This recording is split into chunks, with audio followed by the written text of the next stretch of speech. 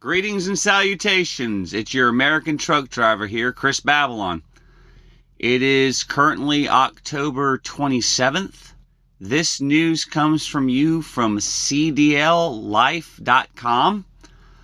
Two stories from there. The newest one came to me on October 25th. Apparently, one of the largest carriers is shutting its doors in the state of Pennsylvania, December 31st. Swift Knight is closing its York, Pennsylvania yard on December 31st of this year. They are citing third quarter losses for the reason, and all these people are permanently unhired. They're not laid off. They're permanently losing their jobs. And I'm thinking to myself, wow, this is a large company. What's going on here? So, but I gotta say, I gotta put it out there for all those drivers and all the workers, all of them losing their jobs, just after the holiday season. What kind of holiday is that? Sorry kids, no presents this year. We got to tighten our belts, put things on hold. Mom and dad or mom need to find a new job. I was like, wow, this is pretty big news. So I had to share it with y'all. Anyways, it's cdllife.com. The other news article I got a few days before that is that they are finding record numbers of driver fatalities in accidents. And the strange thing was they had the question on there, is electronic logs to blame for this? And I'm scratching my head going, I've been dealing with logs for 4 years. Okay, and?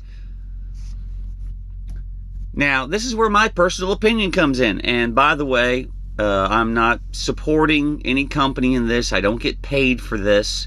There's no advertisement. This is just my opinion and bringing you facts and news as it is presented to me. I will say this, my personal opinion, electronic logs have nothing to do with it. Or if they do, it's a very small percentage.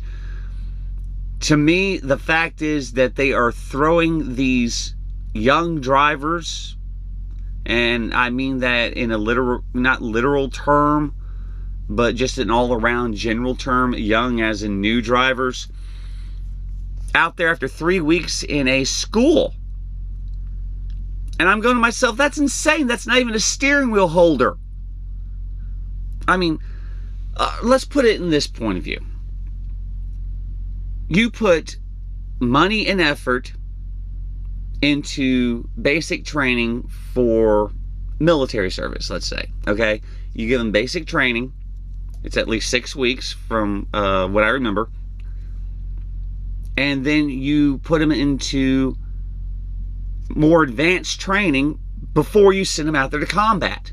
And even when sending them out there to combat, you get them around veterans who have been out there, seen the situation, know what's up, to give them the best chance of survivability. Here we are, a multi-billion-dollar industry, being the trucking industry, and they're going to throw these new drivers out after 3 weeks of school? That's ridiculous. And that's just going to give truck drivers a bad rep. Though, according to the government statistics, I know facts, ooh, scary, 80% of all big wrecks are caused by small vehicles. So, take that for what you will. You can look them up. As I've been told many times, and I say it myself, Google it. But I don't understand why you'd want to put someone out there behind the wheel of an 80,000 pound ground-based vehicle You might as well say it's a cruise missile. And stick them out in situations they've never been in. Wouldn't it make sense more? At least in my opinion. And please, let's keep this conversation going. Leave me your opinions and your thoughts on this. But wouldn't it make more sense to put them out there with, say, an experienced driver for at least, say, another, I don't know, 3 weeks? At least, minimum? I've driven through Los Angeles. I've been to Corona, California. I've been to New York City. I've driven through Massachusetts, Dallas, Fort Worth, Atlanta. These are not places you want to put somebody who is green behind the wheel of one of these large vehicles by themselves.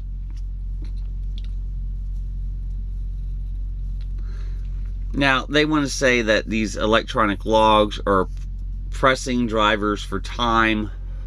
They're pressing them for putting them under pressure for delivery, yada, yada, yada. But what they're not saying is that dispatchers, planners, they make money when the load gets there and planning the load being picked up. It's a cycle, okay? They don't make money without the driver. Now, I've been with my company 4 years. I know how this works. If I don't feel safe, say I get in a traffic jam, I get stuck there, I'm out of hours. You know, I got to pull in somewhere. And then I've been driving all day, and they want me to get up first thing in the morning to deliver? Nope. Ain't doing it. If I don't feel safe, if I don't feel coherent, if I haven't had enough rest, I'm not going to put myself, number one, and number two, my truck and my load in jeopardy. It is the driver's decision. Bottom line, you don't move. You refuse to move for safety issues, for safe reasons. Now, I will fault drivers who don't sleep. On average, I need 6 minimum. I prefer 7 hours of sleep if I can get it, but 6 minimum. You know, sometimes you get in those situations, you're waiting for a shower, you're waiting for washers and dryers so you can have clean clothes, clean bedding, whatever the case may be. Okay, but you got 10 hours. So you try and plan it the best you can. I have 2 hours to chill out. I go to bed regardless, 8 hours. When my timer, excuse me, that's my alarm clock. FYI, you really want to give somebody a vicious gift and just be cold about it, get them one of these. See the, for those who can't see, it's called a Screaming Meanie. You don't set it by 10 o'clock, 9 o'clock. You set it how many hours later you want this sucker to go off. And what makes these things so lethal, as I put it, is it's got 3 varying wavelengths of sound. So it would wake the dead. Okay? It doesn't just go in here. It goes up and down your spine. So it wakes you up. It gives you a 10-minute warning, hey. So I set mine for 10 hours, 10 minutes. So I have my exact full 10 hours, 2 hours to relax, chill out, 8 hours in, I go to bed. That way I can get about 7 hours, or if I have to push it, I'll get 6 hours, you know, go to bed at 7 hours. It takes me about an hour to fall asleep. But getting back to the point, they need to put these new drivers with somebody who has been there, has seen the roads, know what it's like to be in these big cities, going down rough hills, steep grades, stormy weather. We got, winter's coming on.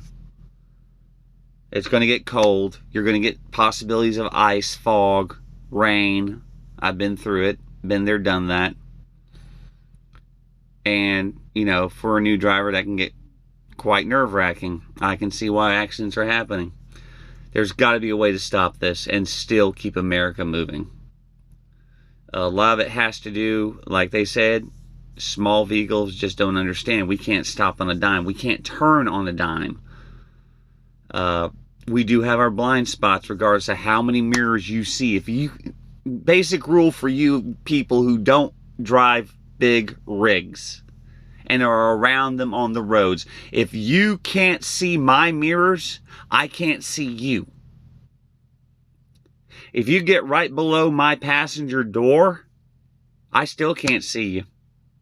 Luckily, I have a mirror that stands like this over the door and looks at a downward angle. I can see that way. But that's just because Kenworth, which is what I drive a KW T680, has put those on there, which is awesome. It's saved quite a few people. The other thing is, be patient with us. We can't accelerate like you. We can't slow down like you. Keep that in mind and pass it along. So there you have it. More fatalities. Big company shutting its doors in York, Pennsylvania, which is Swift Knight. They're saying third quarter losses is the reason for it. I think there's more to it than that, but that's just hearsay as far as I'm concerned, sticking with the facts. So let's keep the conversation going. This is Chris Babylon, your American truck driver. I'm going to say, be safe out there on the highways of life. Keep the rubber side down. And let's be courteous and respectful to one another.